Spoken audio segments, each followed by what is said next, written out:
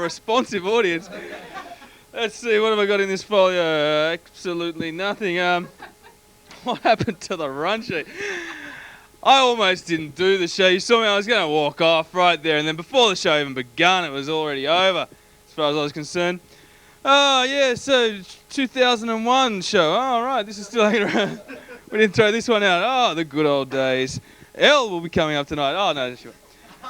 Liesl will also be... No, it's a lost joke on a lot of people anyway because I never saw them anyway. So, yeah. On tonight's show, though, for those of you that are up with the show now from Brisbane and Melbourne, I'm Lewis, by the way. This is Chaos, and this is our fantastically huge audience. Make the audience...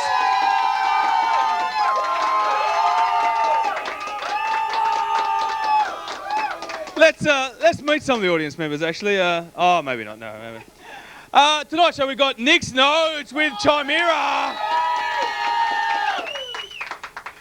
For those of you who aren't familiar with the name of the singer, it's the big Greek guy, you know, thinks he can sing. That's him there. We got Mirrorball with Lawrence and David. Panel beaters. In Stitches with Tim Govers. We've also got the second part of the Rove interview. Dum, dum, dum, dum. We got Sportastic with Helen and the Little Athletics Bruce Wenzel. Go Bruce. Bruce. They call me Bruce.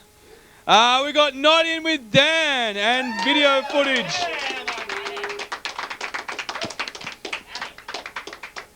How you doing?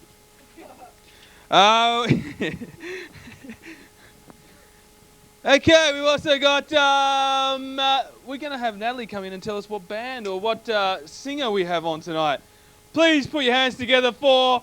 Oh, no, actually, just get on here. Can I hurry up about it? Natalie!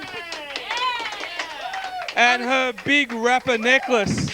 LL Cool J necklace you got going on there, eh? I was trying to do the right thing this week because I know you got a bit, annoyed last week because I came on the show before you said that it was okay to come on set. So I wanted to wait until exactly the right moment. So thank you for inviting me onto your set. Domain. Yes. It's very important that you take cues, and I'm just trying to educate you. It's nothing personal. And I'm educated now, and I won't ever do anything like that again. I am a better person. The band tonight, it's solo art, it's girl power tonight actually, a bit of girl power, so I'm really excited. Welcome the fantastic Chrissy Thomas to Chaos TV. Hey! Well, I met a man from Tucson with a white gallon hat. The Dallas Cowboys weren't impressing him, he told me where it's at. And he was just passing through, meeting new folks in town. Said he loved my accent and said, hey babe, can I show you around? Well, people come and people go, and some we call friends. Some are stolen before their time, before they make amends. So better think hard what you say, 'cause it might be the last time. And no, don't time move fast. Oh, don't time move fast. Now others have given me the will to see the day, and obviously I sit still and listen to what they say.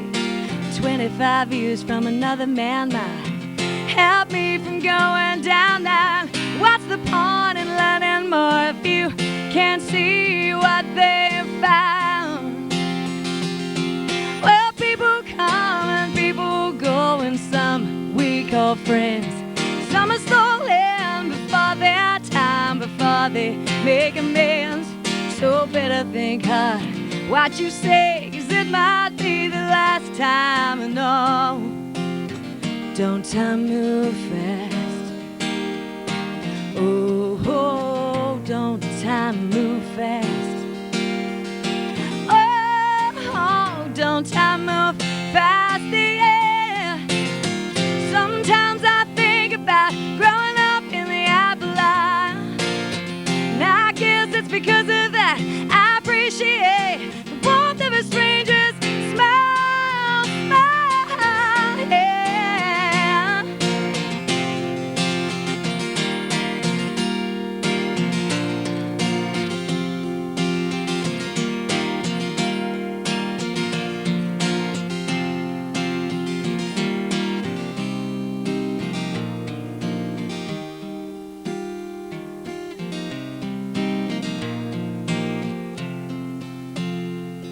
'Cause people come, people going, some we call friends, some are stolen before their time, before they make amends, yeah.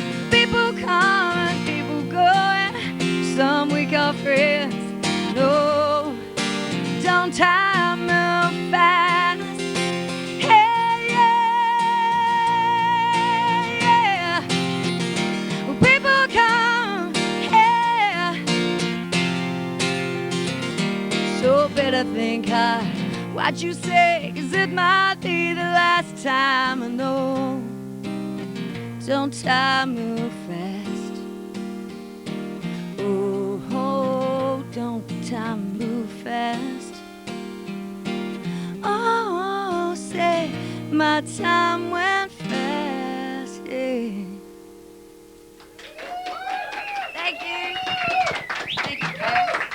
Hi. Hi, Natalie. Welcome. Thanks for coming into Chaos TV. Thanks for having me. That was great. You've got a brilliant voice. Thank you very much. Now, you've got a CD at the moment. EP. Debut, Long Day it's called. Now, you're telling me that this is a wholly independent release. You've done this all yourself. That must be so tough. I mean, so much time and effort and money of your own going into an independent release. It was, absolutely. And it's easy to, you know, when you're solely the only person and there's not a band to prop you up, you know, having a crap day and, you know, someone else in the band's having a good one and they push you along. But when you're on your own, it's just you and it's quite tough. So you have to have good friends to keep you planted there and come along with you and help you out. But I guess you get a lot of creative control as well being... Well, that's why we do it. Yeah. That's why we do it, because I know what I wanted to sound like and, well, I wanted to be on that journey of what I wanted to sound like, not have so many people telling me what I should sound like. Now, you've been singing for quite a while, I understand, since you're about 14, 15 years old. I actually had my first gig at 3. Wow. Yeah, right. Yeah, no, I did, but it was in a church. And I was singing full on, top of the voice, yelling out, and apparently the musical director grabbed me and he said, stand here and have a sing for everyone. I'm singing at the top of my voice. And he said, now can the rest of the congregation have a bit more gusto like that? So, yeah, I think I was destined to be a show-off and on for the stage. And you've come all the way from Tasmania. You're a Tasmanian. I'm a Tasmaniac. I don't think we've had any Tasmanian bands on our show, so you could be the first. So. Excellent. Now, if people want to get in touch with you, you do have a website that they can check out. I do. That's www.kidsister.com.au, and they can sort of get details of the CD, gigs that you've got coming up, shows. Yep, and you do weddings, parties, anything? You said you were at a wedding. You did a wedding last night. Show me the money. Show me the money. Yeah. Well, Chrissy, thank you so much for coming in. Thanks for we having really me, appreciate it. You were great. It was really, really brilliant. So, Chrissy Thomas, everyone, give her a big chaos. Thank you. See you. Thanks, team. Thanks, Bella. Hey, thanks very much, Nat, Chrissy. Great song. Right now we're going to our next segment, which is Danielle with Night In.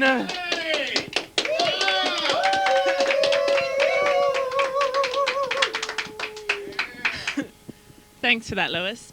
Tonight I'll be reviewing the much anticipated Quentin Tarantino sequel, Bloodbath, Kill Bill Volume 2. Personally, I was so looking forward to seeing this film, considering that Kill Bill Volume 1 was absolutely awesome. But I must say that I was a little disappointed while viewing Kill Bill 2, as the fight scenes were definitely few and far between, unlike the first one, which was one blood-filled fight sequence after the next. I'll take you back to the beginning of the film. It starts in black and white flashback of Uma Thurman's character, the bride. getting married in a small, old-fashioned church in the middle of absolutely nowhere. The scene actually happened before the start of Kill Bill Volume 1, so it's taking you right back to the very, very beginning, and is the setting of where Bill massacred the wedding party of the bride, and is the whole reason that she is seeking revenge to kill Bill in the first place.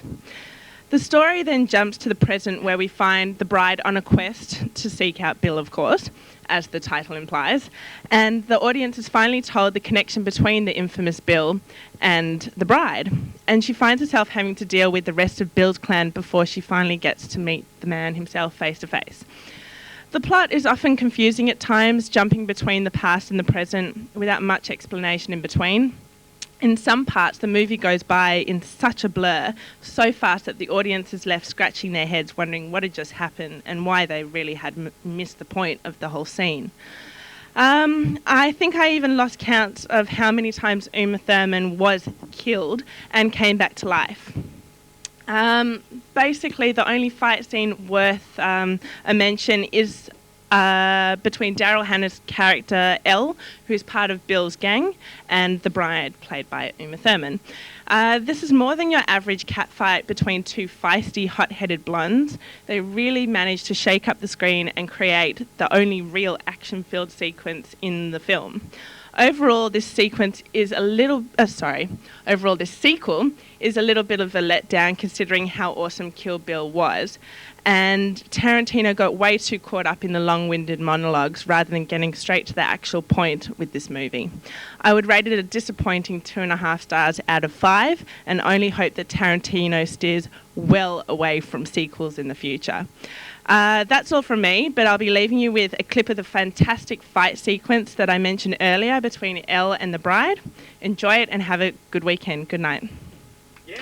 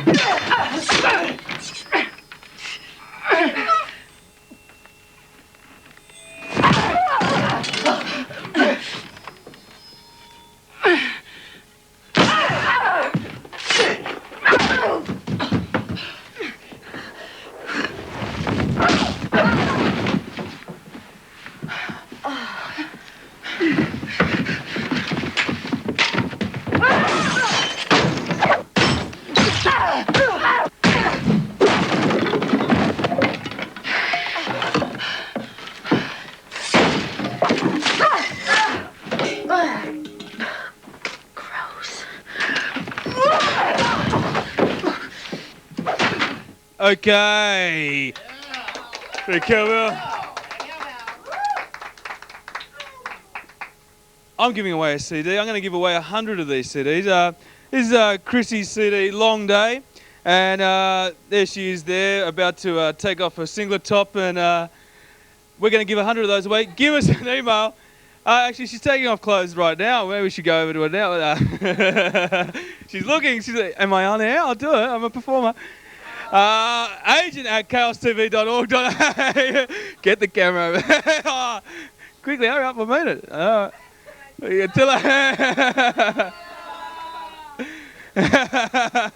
Such a tease, such a tease. So, get this CD by, again, emailing us here at Chaos TV, agent@chaostv.org.au, and you can get one of the 100 CDs that we're giving away. Right now, we're going over to Helen with Sportastic.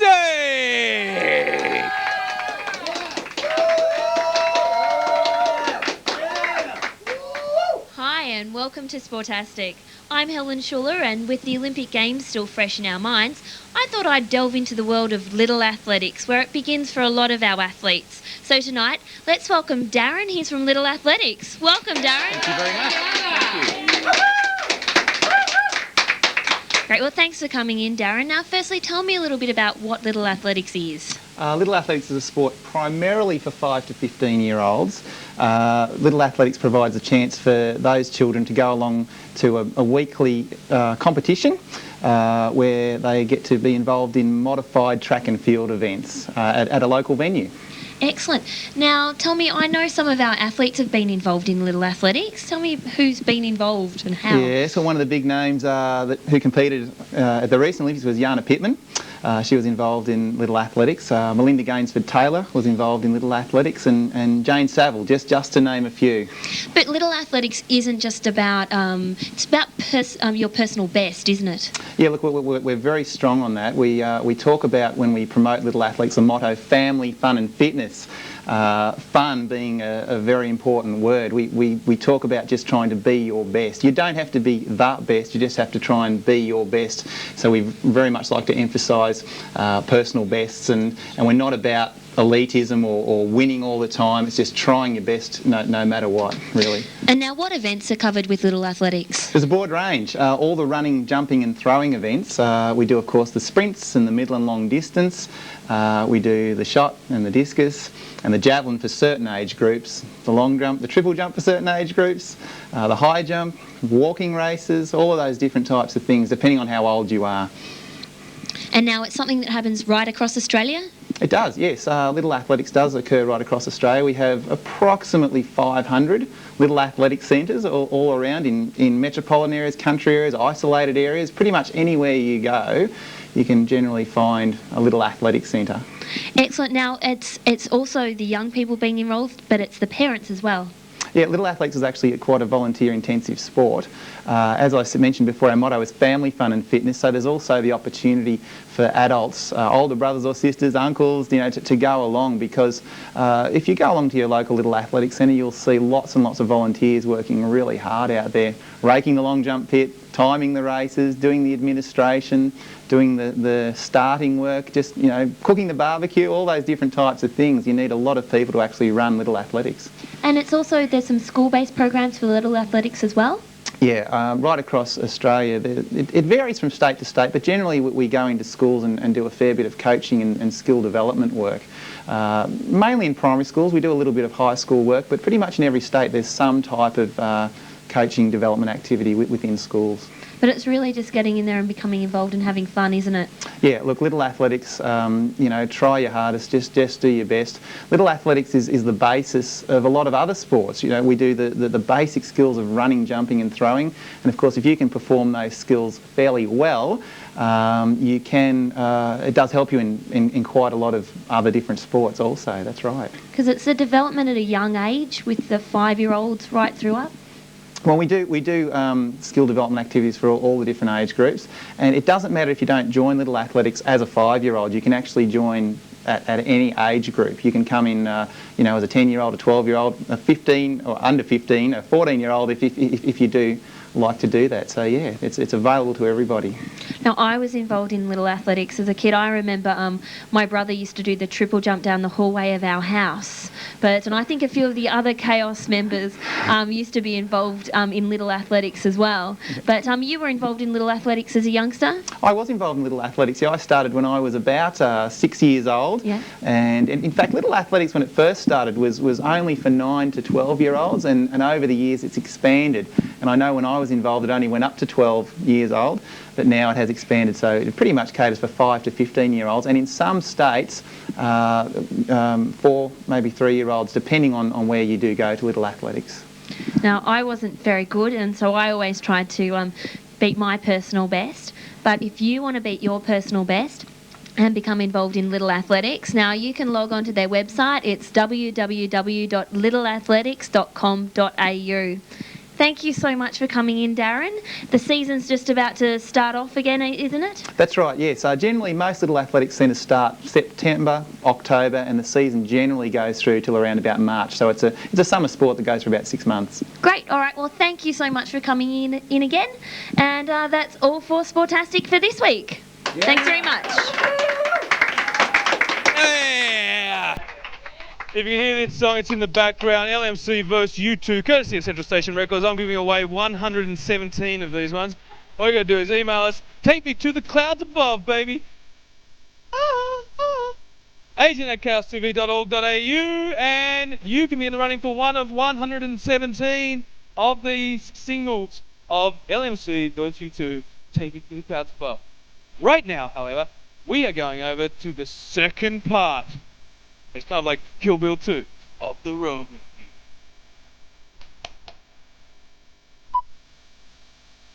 How does what we're doing compare with what you're doing? It's actually very similar. Because you've seen the tape. Yeah, I've seen Chaos, and there's actually not that much difference. Ours was, we were lucky to have a studio. It was probably the only major difference. Where we broadcast out of was part of a university that had a media program. So there was a studio and cameras and all the equipment was set up for people to learn how to use the tools of the trade in television. And what they actually ended up doing was using a dish to then broadcast those images out to the city. Oh. So that was one of the many different facets of what made up 31 in Melbourne. So that's probably the only major difference. Other than that, it's all very much the same. I mean, you work as live as we did, and if anything's going to go wrong, there's not much you can do about it. Mm. And so the audience is very similar too, I noticed as well. The audience, yes. Yeah. With all the plastic chairs. Yeah. Like I said, they were all hand-me-downs from your show. Yeah, the Seymour furniture has been very good to community television. It has. But was the university a direct feeder for your show, so you didn't have to worry about getting people involved in the show? Like, we have to get volunteers to come in and say, look, yeah, we can train you up and stuff and do the show. Because you're at the university, they were just there going, yeah, we'll come on board. There was a few, but we still had, though they were all still volunteers. There were people who, not everyone was, studying to be a camera person, so they were behind the camera. We used to find most of the volunteers who would come in, he'd say, what do you want to do? And they'd say, I want to work the camera. Everyone wanted to work the camera. Our director, he was pretty sure he was studying at the time. And then our second director that we had he actually moved up he did everything from camera work to behind the scenes.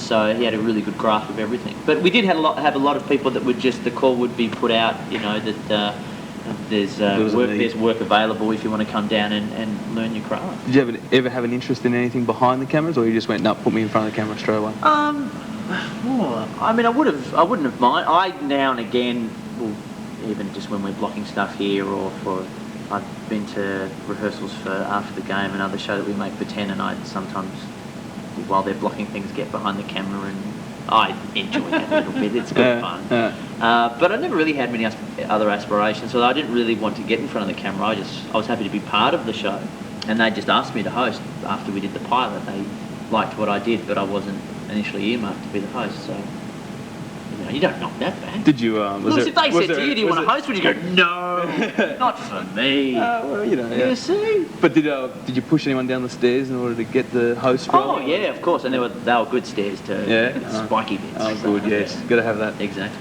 As the show's producer, how much control do you have over all of it? All of the control.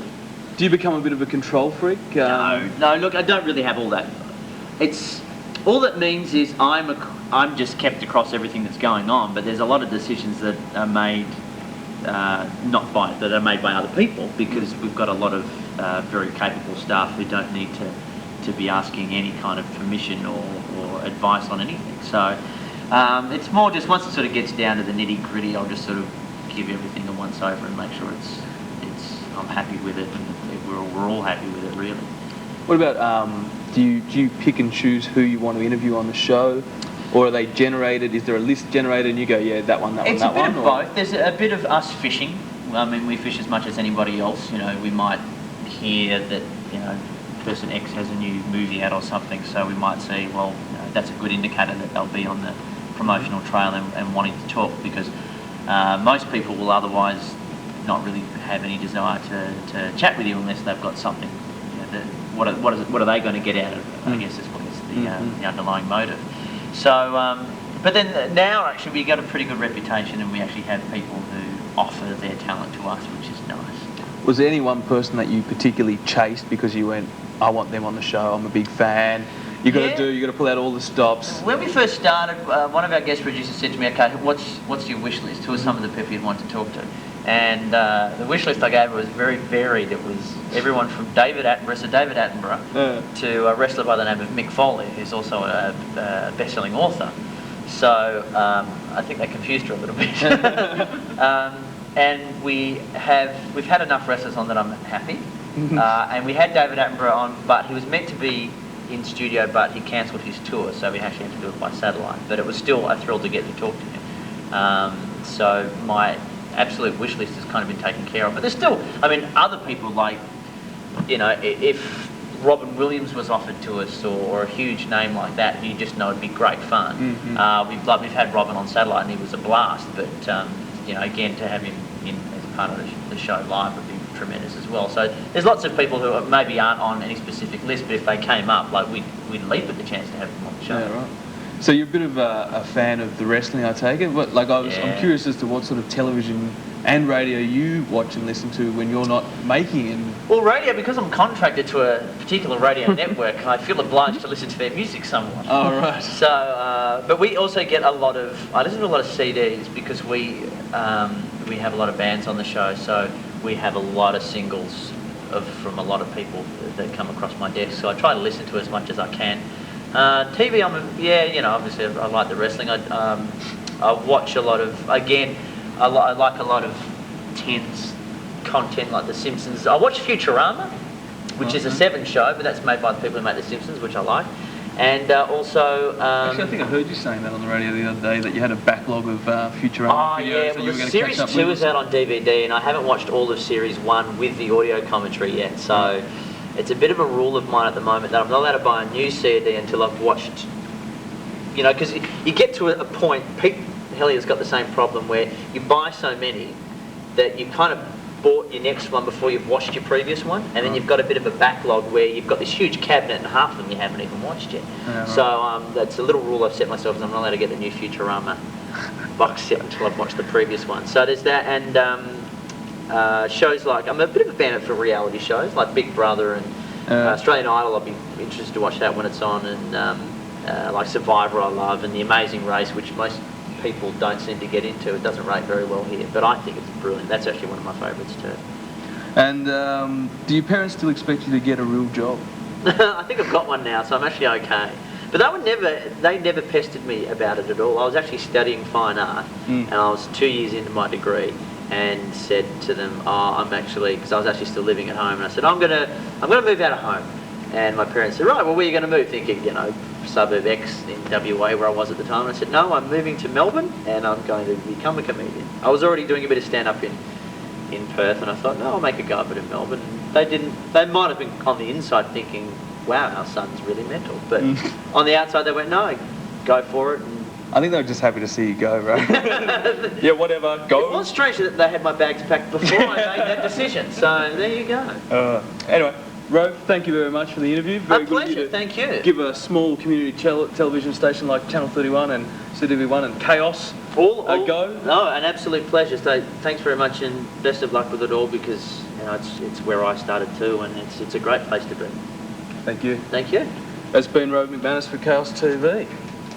Hey. Welcome back. Right now we're off to our resident comedian, Tim Govers within Stitches. Put your hands together. Well. Thank you very much for that that rapturous applause when you don't even know what is going to happen. It shows a great deal of faith. A lot more faith than I have in what's happening tonight. I haven't planned anything tonight for this part, which means nothing can go wrong, I suppose. We just all let it slide. That was peculiar. I don't even need to try, really. I can just sort of play with the sound of my own voice. Okay, guys, we're just getting a bit too far here. I quite like what's happening with my voice. I've been smoking far too much lately, which a lot of old people told me when I started was a stupid habit to start. It's stupid, they'd tell me. It's stupid. You should never smoke, which I suppose you shouldn't if you're planning on living for a long time, but I wasn't when I started. I was quite suicidal as a child, and you know that's nothing to laugh about. That's not funny at all. But I was also quite indecisive, and so I decided that if I took up smoking as the way to end it all, then I could change my mind. I could always stop if I decided that life is good. Clearly it hasn't, because I'm still smoking, and I sound I sound like a talkback announcer, really, don't I? Hello, Earthlings. This is Tim Rules. Do you want some useless information? It's 3 minutes past 9. I'm interested in anything you have to tell me this morning. 131332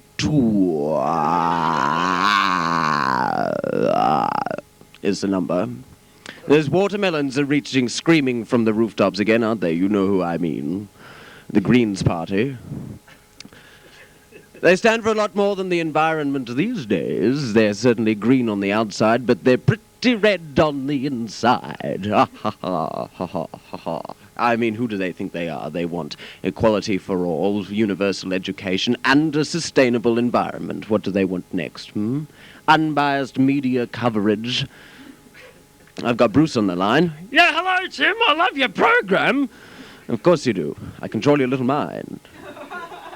Yeah, well, I don't really have much to say. I don't talk right, and I know stuff all about anything, but I've got a fair chance of a feeling that you're going to say that we're, kind of the same kind of person anyway. I'm exactly the same kind of person as you. But, I'm kind of over that now. I think we'll move on to something else. It's kind of dying, really. Without cigarettes. I always wanted to be a musician, actually, rather than a comedian when I was growing up. I really like those rap artists, the ones that write off their girlfriends that they've just broken up from, and other rap artists as well. And with their whole rhyming thing, but I can't really think quick enough to do it. I mean, they do it really fast. If you've ever seen a hip-hop thing where they have these rhyming competitions, they do it really fast. What I'm hoping is that someone will introduce a 50s crooner-style rhyming thing, when you've got to... You have a bit of time to sort of think about what you're saying next, I don't love you anymore. I wish you great ill health. I hope you die in an accident by stealth. As you can see, I'm really bad, but that's what I wanted to do. I should stick to filing. Thank you very much.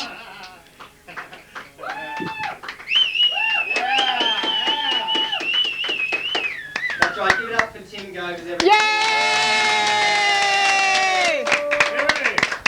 You might know him as Gert Sidebottom. Is it Sidebottom? Yeah, Gertie Sidebottom. I tend to do an old lady character. You might have seen her last week on the show.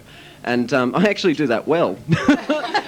I find it a lot easier to be somebody else than me because I'm not that interesting. Well, that was actually surprisingly good. Actually, that didn't smack of a director desperate to throw somebody into the deep end at all. So I think you should pat yourself on the back, and everybody else should as well. So where did you draw the inspiration for that? For the inspiration, well, that was a panic attack. Basically, the person that was supposed to be doing the segment tonight pulled out, which was incredibly thoughtless of him, and if I find him, I will stab him several times. And the producer said, well, you're kind of funny as Auntie Gert, why don't you come on as yourself? And so I did, but I've had a lot of fun, and I'm grateful for the opportunity. Thank you. I think you've done an excellent job. Let's give it up once again for Tim Govers. This episode of Tim Govers' show has been in loving memory of Zara Williams, if you ever do that again to him. Now we're going to throw to panel beaters with Lewis.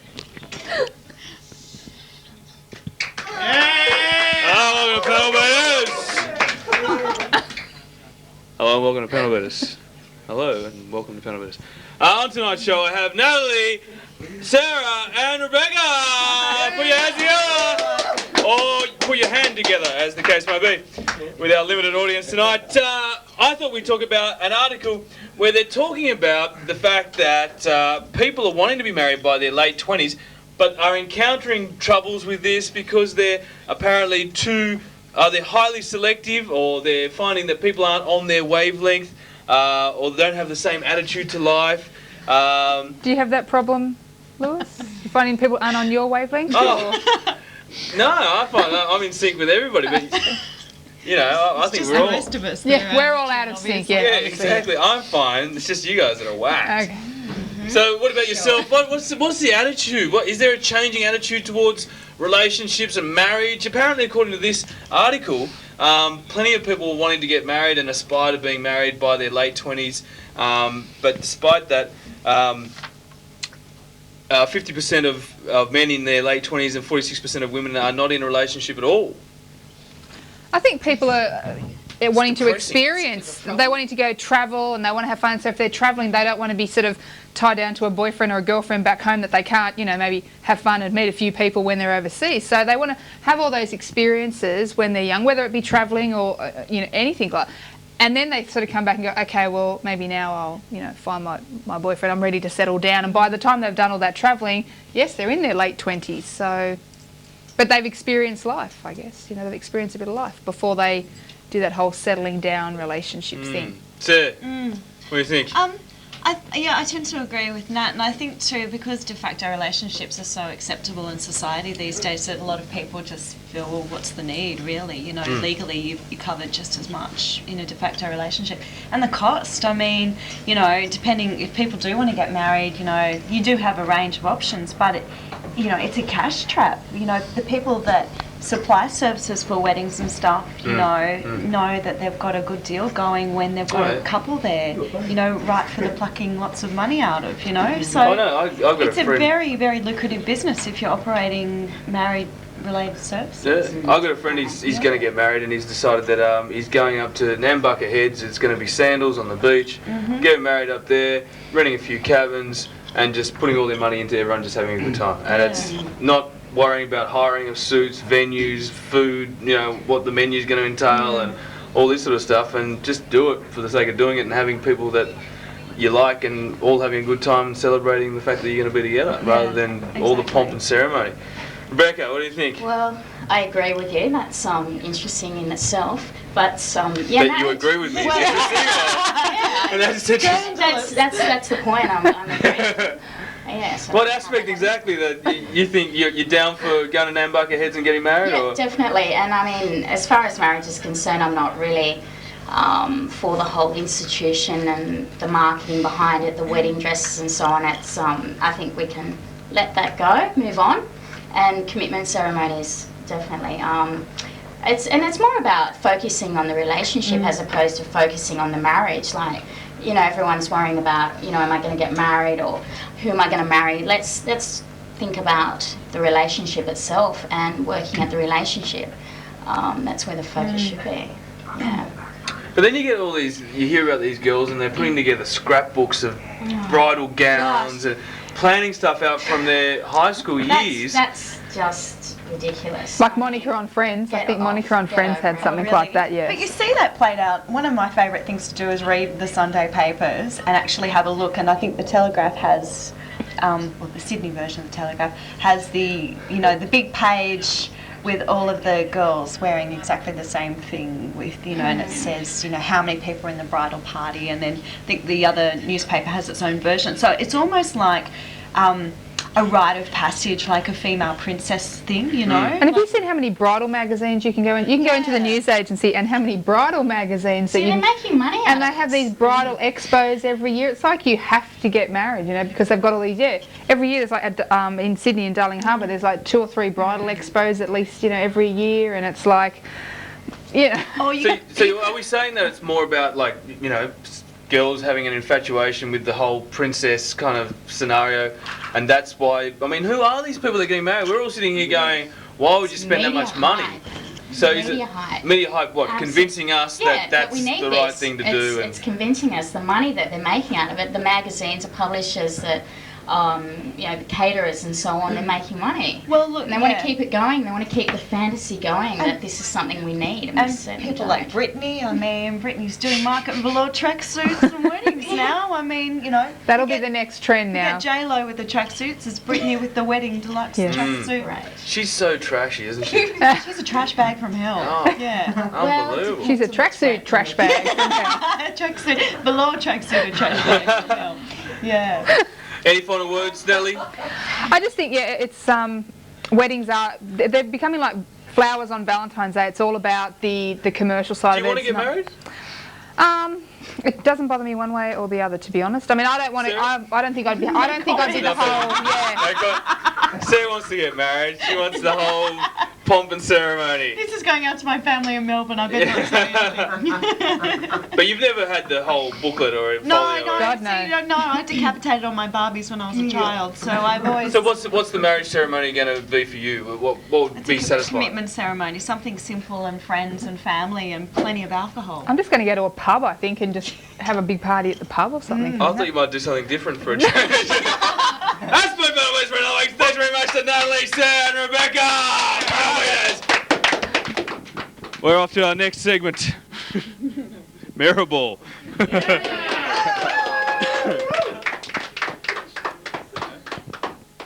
Good evening, everyone, and welcome to Mirror Ball. This is, of course, the segment where we talk about all things gay. My name is Lawrence Driscoll, and this is my lovely co-host, David Toole. Thank you, Lawrence. Thank you, yes. That audience, my God. They're hot for mental. me tonight, aren't they? Yeah. Thank God we put in that stadium seating. Keep them all in. Now, David, we're very, very excited here at Mirror Ball. We're always excited. We're always, fact. yeah. Why are we excited? We're excited about a new gay thing this week, which is the new lesbian character on Neighbours.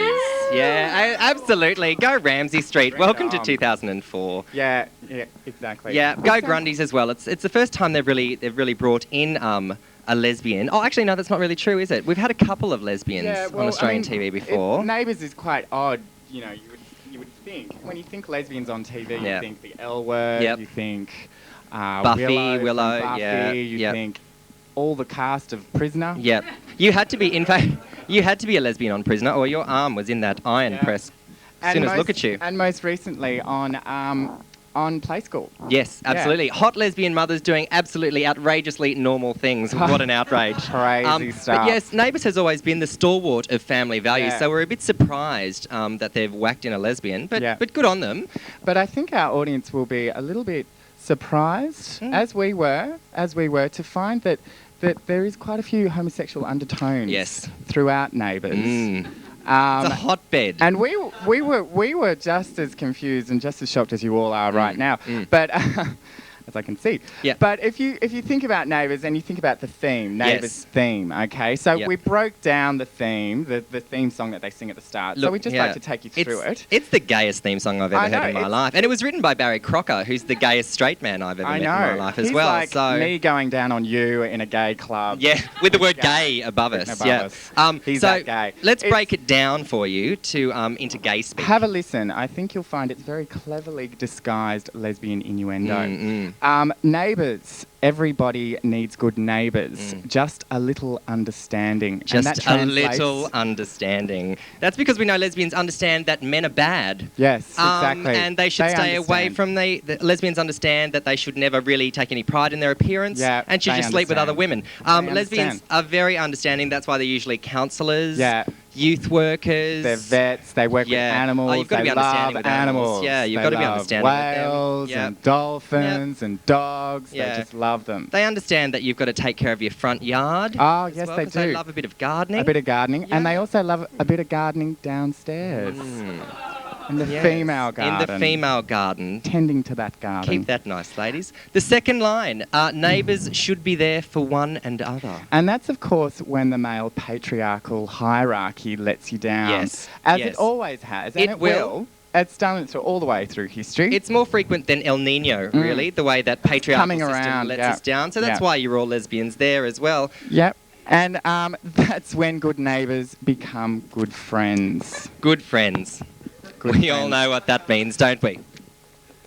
Yes, exactly. So I'm surprised I'm not a lesbian after going through those lyrics. But it's not the first time that Neighbours has alluded to there being lesbians in Ramsay Street. Helen Daniels and Madge Bishop were big lesbian lovers. What is going on there? They were. My God, I mean, Harold, he was in the Salvation Army, for Christ's sake.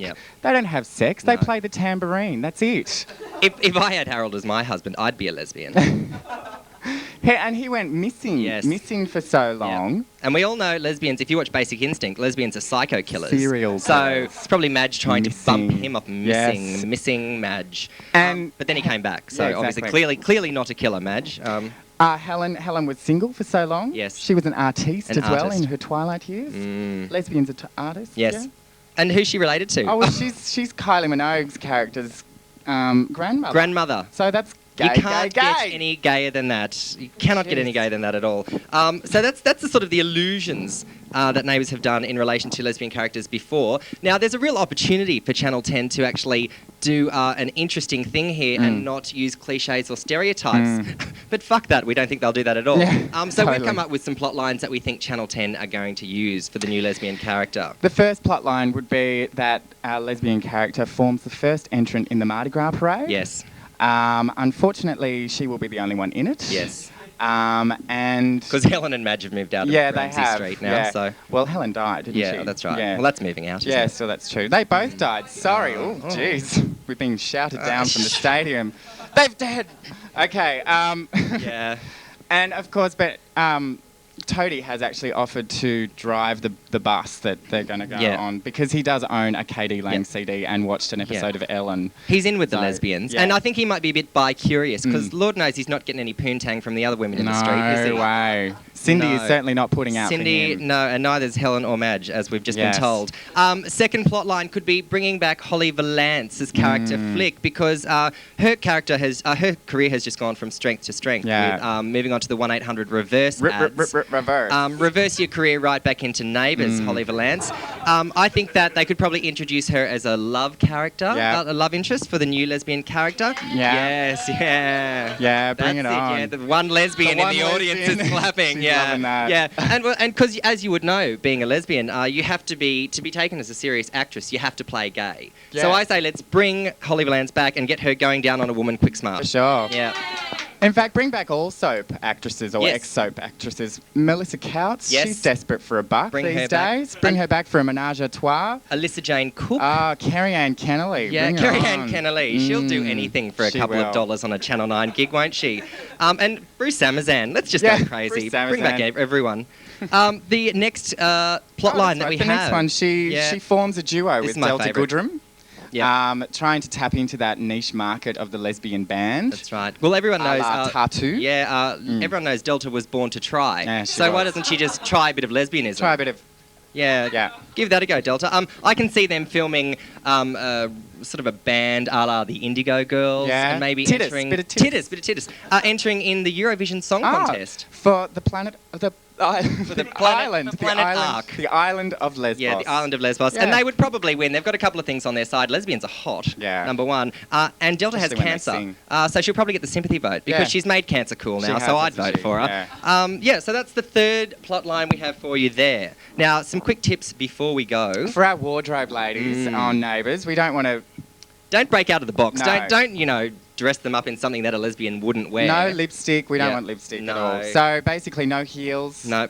Anything that makes her look like a woman. Yeah, or feminine. Yeah, no skirts, don't do that. makeup. No skirts, because men can get in underskirts. So probably to keep the male patriarchal system out, sensible pants.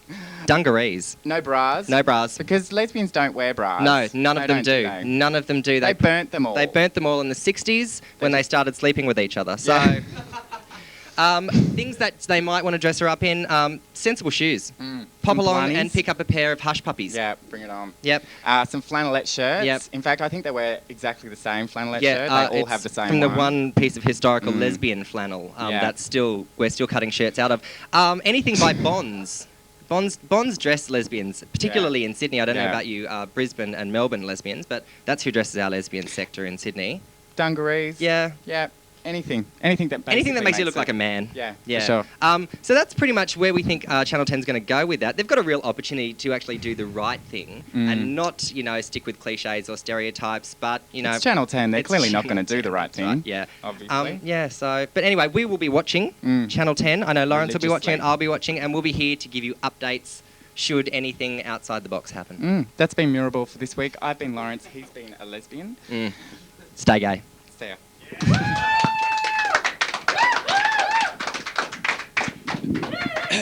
Stay gay. I think there's something in that for all of us.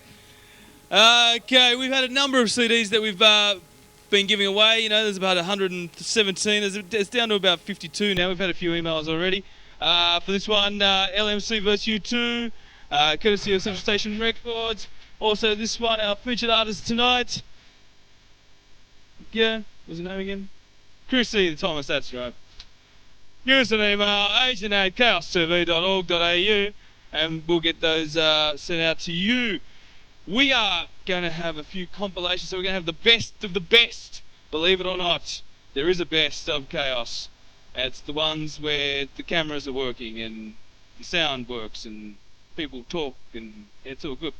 We're going to have featured in that. We're going to have Jody Rigby from Backyard Blitz. We're also going to have. We're going to. I'll keep you in suspense actually about what else is going to happen next week, and I might just throw down to Nick's notes. I'll come back and tell you more about next week's show.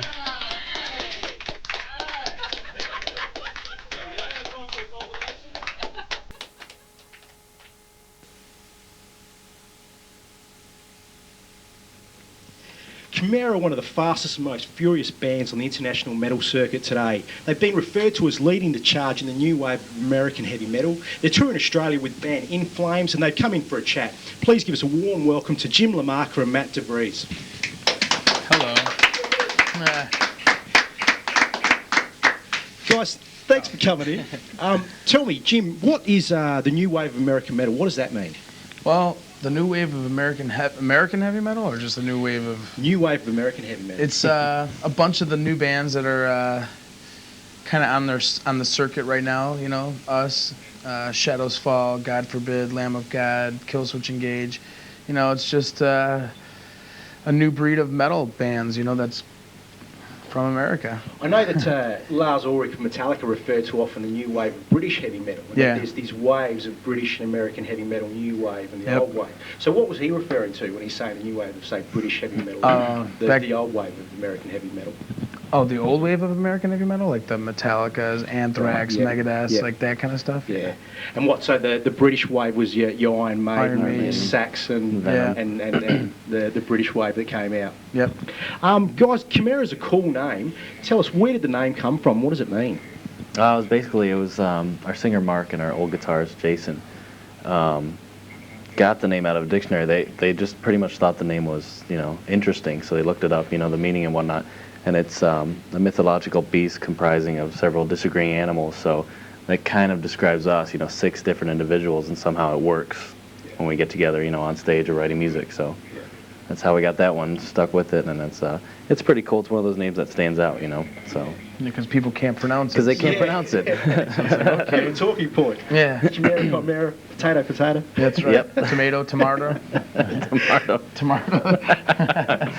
Hey, you guys with Roadrunner now, I was just wondering, a bit of background, how did you guys get discovered? Was it through the A&R guy, or was it some other way? Well, there was a few different ways of being discovered from Roadrunner, which was like, one of them was Dino Cazares from Fear Factory. He kind of like put the name out, you know, and got like some attention from some of the Roadrunner people. And then Spineshank, I don't think they've ever been over here, but Spineshank was another band that like took us out on tour, and you know, we did a bunch of, you know, what do you call them?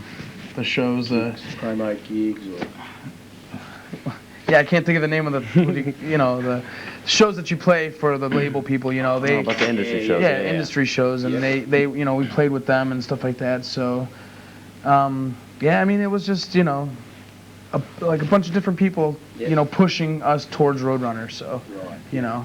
Yeah. So you needed a few people that sort of get on board. Yeah, it was a combination of word of mouth from them, and like our A&R Kevin Estrada saw, you know, it through that. The guy who originally signed us saw that, heard that, and he also saw that there was a show in the States called Farm Club, and that kind of got Chimera noticed, and that was another push towards everything through the internet, farmclub.com. Yeah, we were unsigned when that show took place, so that was like, okay, you know, it brought a little more label attention, you know, and then Roadrunner was the one we went with, so.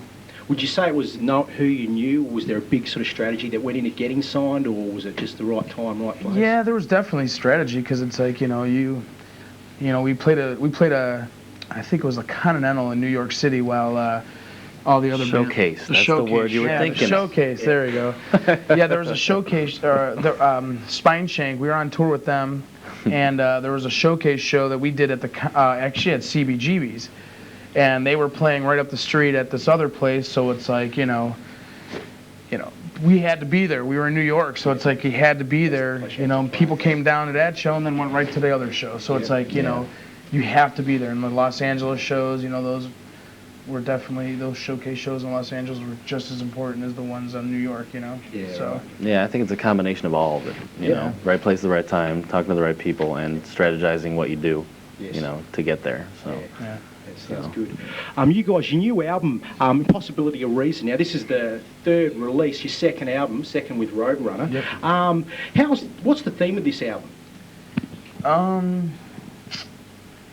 There's or is there like, you know. As far as the lyrics go, you know, with music, we basically get together, we write the music, and we don't really look in the grand scheme of things as far as a theme until the vocals are laid down, you know. Right. With Mark, and Mark's main thing with this album was revenge, you know. As a theme, it was like with the last record, it's like internal issues and whatnot, and with this record, he wanted to do the same thing, where it's what he feels when he writes it down, but people can use outside interpretation towards it, and it's also not a lot of bitching. Like most people just bitch and complain on records. This one is kind of like taking all that, turning it around and making it a positive thing, you know. So think with, you know, answering for him, that's kind of what he tried to do with the lyrics on this one. Yeah, we don't even pay attention to lyrics though. Yeah, so it's like, so for the viewers, tell us what do you do, Jim, in the band? What instrument do you play? I play the bass. Yep. And you, Matt? Guitar. Is that lead or rhythm? Rhythm. Rhythm guitar. Yep. There's a whole art form in rhythm on its own, isn't there? A lot of people don't realise that, how much goes into rhythm. You know, and especially with metal. Yeah. You know, you really need that rhythm there to have that. You know, that. Well, he should be the lead guitarist, but just because of certain egos in the band, you know, it's like. Yeah, guitar players are. No, definitely, you know. The bane of every band. I grew up on bands like, you know, Napalm, where there wasn't any leads. I love the leads, and I think they fit perfectly in our music, but I grew up like that, so I grew up as a rhythm guitarist, and then, you know, like Scott Ian, I think he's, you know, a phenomenal rhythm guitarist, so I love what I'm doing, and it's cool, because we're both happy with what we do, you know, so he'll stay with the leads, I'll stay with rhythm. Stay with rhythm. Sounds good, mate. We need good rhythm players out there. Guys, what were some of your heroes when you were growing up? What sort of bands did you look for to inspiration, Jim? Definitely like your Metallicas, Slayer, Panteras, earlier stuff like Venom, and like, you know, a lot of the like, I don't even know, it's like, you know, most of the bands that actually made metal, you know, Iron Maiden, you know, like they were just bands that just were there, that, you know, like when that was going on, when all that music was happening, was like, okay, here's Headbangers Ball on MTV, this is the band you're gonna start liking. Okay, boom, they were heavy, you know, and you know, I saw a lot of bands become big bands because of Headbangers Ball, you know, and you know, I mean, I don't know, it's definitely a long time ago, so I don't know. I would say the same exact thing as far as inspiration and everything. Those bands are the main bands that inspired us, like most of us in the band. And I noticed you guys have actually played with Slayer. Have you met some of these heroes, and which bands really lived up to expectation? Definitely Slayer, because when we toured with them, like just from the first night, you know, it was like we started drinking with them, with Kerry King and, you know, the guys, you know. So it was like, wow, here we go, you know. This is our dream come true tour. And all of a sudden you're like, okay, there's Kerry King. He's watching our band play.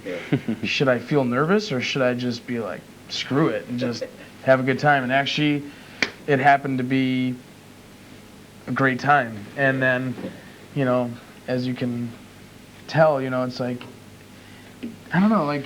I mean, you would never have thought at, say, 18 or 20, right, that you'd be on stage with bands of that magnitude. Slayer was still have been big for years. Yeah, I saw them when I was about 14 in the Nosebleeds at an arena in the States. And then, you know, my goal was always to meet them, tour with them, and then we got to do it. And it was such a comfortable touring experience just because they were cool. They brought us in with open arms. Jim said, you know, we were just hanging out with them, drinking every night. Like, it's real cool. It makes you appreciate and learn from that, you know, once we get to that point, how to treat, you know, younger bands that they haven't forgotten where they came from. So that's cool. Definitely one thing about Slayer, like they don't forget where they came from, and especially Kerry King has done nothing but said the best things about us, you know, to push for us. And actually on our DVD you're gonna see his true feelings of us. So I won't give it away what he says or anything, where it's at in the DVD, but it's definitely on there. Buy it for ourselves. The DVD, tell us a little bit about it, the dehumanising process. It's coming out in November? It should be late October, early November. It's kind of tentative right now. But it's basically, our friend Todd Bell made this movie, and he wanted it to be more of a movie than like your basic metal DVD, because he went to film school as a videographer, and he wanted to make basically a documentary on our lives, like from the recording process or the writing process 2 years ago, recording, touring, everything inside and out you'd want to know about us or wouldn't want to know. It's like, and it also has our videos and a live show in Holland and just a bunch of stuff I think the fans will love. And also it has our first EP is remastered, the one that was not available anymore on the independent label.